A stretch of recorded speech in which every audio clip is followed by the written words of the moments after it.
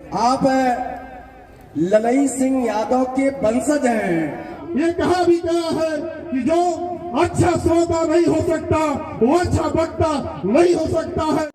जब तक मेरे सीने में जान रहेगी, मेरे धमनियों में रक्त बहेगा, 3 गुरुओं का आशीर्वाद रह करके पूरे भारत सहित दुनिया में विदेश में भी जाने का अवसर मिलेगा।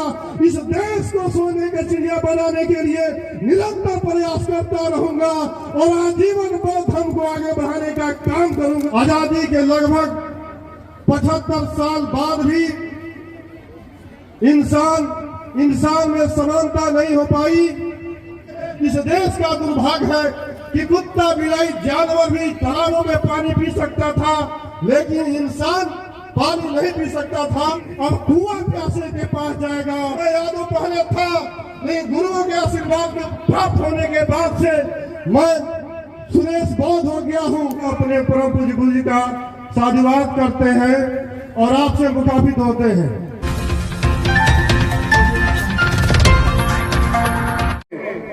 टाइट बोलते हैं लेकिन सत्य बोलते हैं।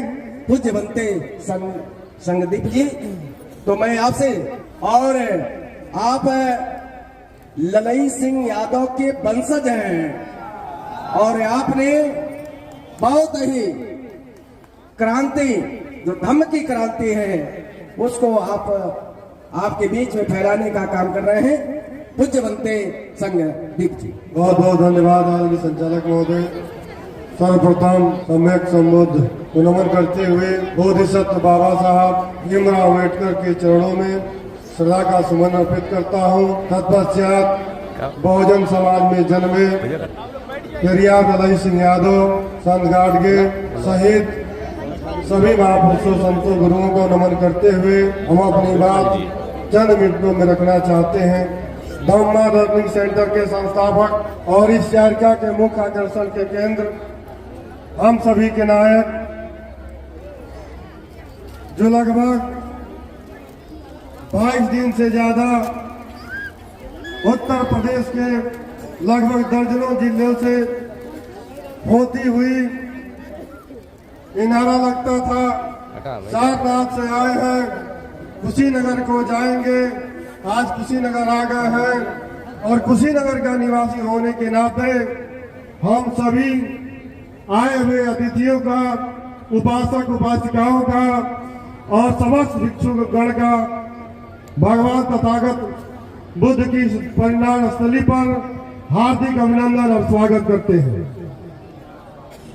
और गुरु जी ने विभिन्न देशनाओं के माध्यम से हमको अधिक बुलवाने का काम किया और हमारे ऊपर अधिक कृपा रही। हम इसके लिए पूरा अपने परम पूज्य गुरु जी का साधुवाद करते हैं और आपसे मुखातिब होते हैं। हम कोई नई बात नहीं कहना चाहते हैं। विभिन्न देशनाओं के माध्यम से हम लोग में पूरा नारा है, बौद्ध धर्म की क्या पहचान, मानव मानव एक समान। आजादी के लगभग 75 साल बाद भी इंसान में समानता नहीं हो पाई, मानव में मानवता नहीं आ पाई। आज के तारीख में भी समाज में भेदभाव, ऊंच नीच, छुआछूत, तमाम जो कुरीतियां हैं वो फैली हुई है। उसके बारे में हम चर्चा करना चाहते हैं। जैसे बाबा साहब भीमराव अम्बेडकर तमाम कठिनाइयों का सामना करते हुए विदेशों में जाकर के उच्च शिक्षा ग्रहण करने का काम किया।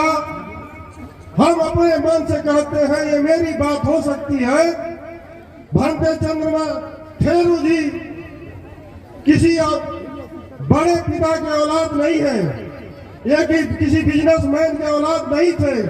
ये भी हमारे और आपके जैसे समान परिवार से आते हैं और भगत ज्ञानेश्वर अग्र महापंडित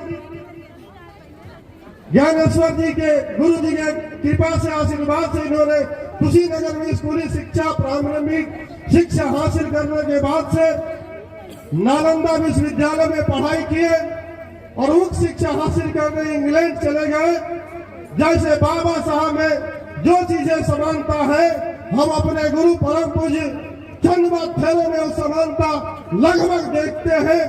जब बाबा साहब भीमराव अम्बेडकर पढ़ाई करने के बाद से आप भारत में आते हैं, नौकरी करते हैं और इस देश में रहने वाले मूल निवासियों बहुजनों की दशा और दिशा तय करके नौकरी को छोड़ देते हैं, नौकरी को ठोकर मार देते हैं और निकल पड़ते हैं अपने बहुजन समाज की बहादुरी विकास के लिए, उनके शिक्षा चिकित्सा और दवाई के लिए और उनको पानी की पीने की व्यवस्था करने के लिए।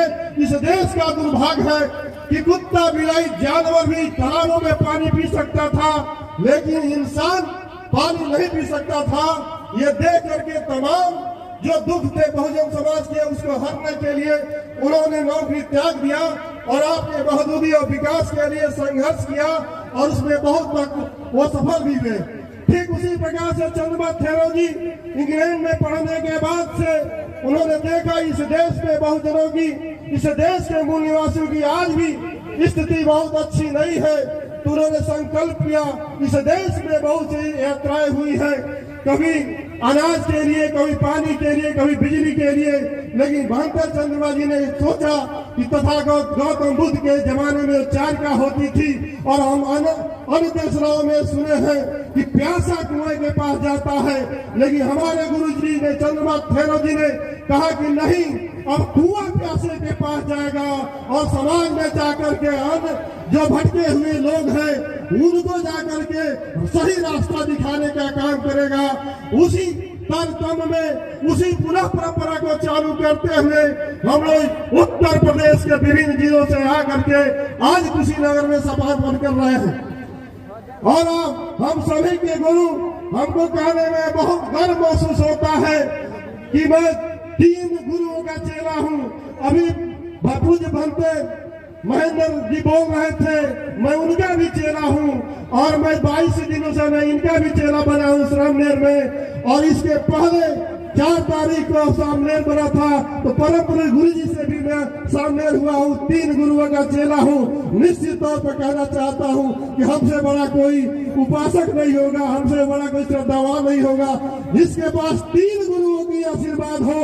निश्चित तौर पर कुशीनगर की धरती पर मैं कहना चाहता हूँ कि जब तक मेरे सीने में जान रहेगी, मेरे धमनियों में रक्त बहेगा, 3 गुरुओं का आशीर्वाद रह करके पूरे भारत सहित दुनिया में विदेश में भी जाने का अवसर मिलेगा। इस देश को सोने का चिड़िया बनाने के लिए निरंतर प्रयास करता रहूंगा और आजीवन बौद्ध धर्म को आगे बढ़ाने का काम करूंगा। साथी हम प्रेमियों, हम कहना चाहते हैं, पुराना पत्र गुरु जी ने कहा कि बता दो यादव हो। सभी लोग जानते हैं कि मैं यादव पहले था, लेकिन गुरुओं के आशीर्वाद के प्राप्त होने के बाद से मैं सुरेश बौद्ध हो गया हूँ। और एक और शख्सियत यहाँ बैठे हैं जो उनका नाम लेना मैं भूल गया, परम पूज्य भिक्षु शील प्रकाश चश्मा बाबा चश्मा भंते जी हम लोग कहते हैं पूरे भारत में, पूरे उत्तर प्रदेश में चश्मा भंते के नाम से प्रसिद्ध है। ये कोई मामूली हस्ती नहीं है जिन्होंने पूरा जीवन इस बहुजन समाज को बनाने में लगा दिया और हम लोगों को शिक्षा देते हैं कि डरने का नहीं, हाँ ऐसे बोलते हैं, डरने का नहीं, हाँ समझे।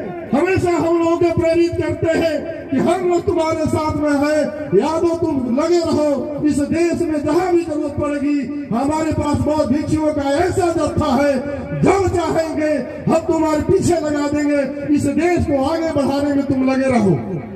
इस देश के माध्यम से मैं सुनता आ रहा हूँ, ये कहा भी गया है कि जो अच्छा श्रोता नहीं हो सकता वो अच्छा वक्ता नहीं हो सकता है।